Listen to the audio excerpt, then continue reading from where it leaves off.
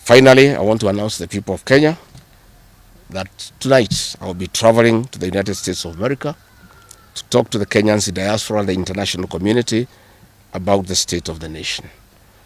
I would have wanted to stay in the country at this very difficult time when our people are under siege, but I have engagements that I'm not able to postpone. I have been threatened by people close to William Ruto, who called some of my people today, that they will want to stop me from leaving the country. I have no problem. If you want to come and arrest me at the airport, as you are threatening us, you can go ahead. I don't have a problem. You cannot sell fear to us. You know, even if you sold us fear, we cannot buy. You know, and therefore, as I'm out of the country, unless I'm stopped from going, and if I'm stopped from going, I'm still okay. I'll be here because this is my country. We have made sufficient arrangements with other leaders in the united opposition to create a pool of lawyers to come in through for our young people who are being persecuted on trumped-up charges of terrorism. And I want to explain. I have heard the president saying that people have attacked police stations and the law courts. It was all stage managed by the MP for Kikuyu. How do you explain that people can walk into a police station and they are not armed and take over the police station from armed police officers?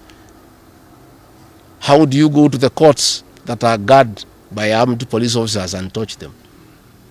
All these attacks of vital installations were stage managed by William Ruto through Kimani Ichung'wah to create the opportunity to prefer charges against people using the Anti-Terrorism Act. That is the reality. So nobody has attacked any police station. They were all stage managed by government. And what is happening is history is repeating itself. This is exactly what Moi did in the 80s against the Kikuyu community. After the abortive 1982 coup, he used sedition laws and the clandestine Kenya movement to profile the community and hold people into court, and they'll be taken by Bernard Chunga after 5 p.m. This is history repeating itself. I want to ask our people to be calm, to be cautious, and to be strong. I want to appeal to our young people, the Gen Zs. Looking at the scenario of what is happening and what William Ruto has planned, I want to ask my children, my sons and daughters, to consider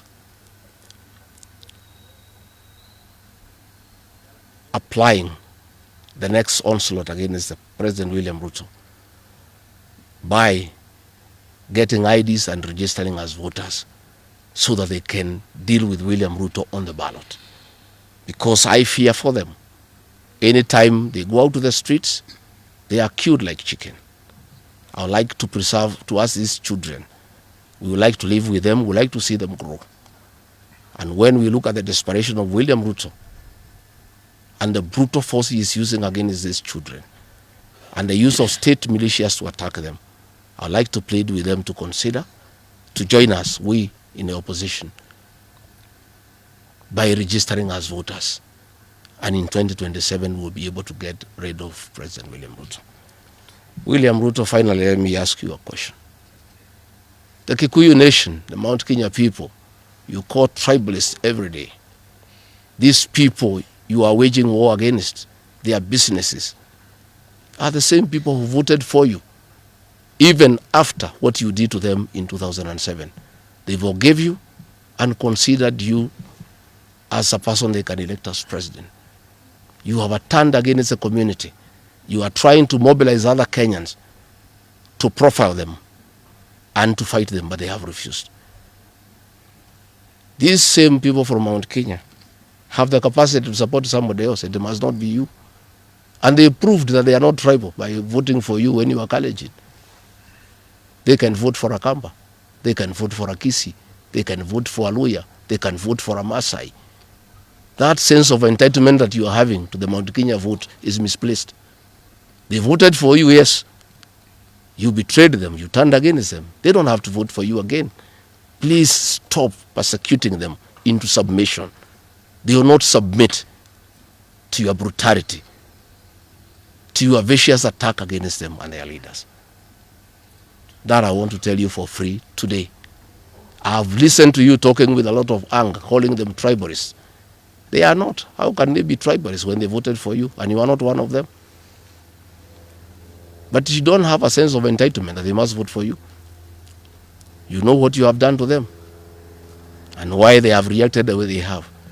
And I want to assure you, you cannot scare them into submission. Even if you jail them, they will not submit.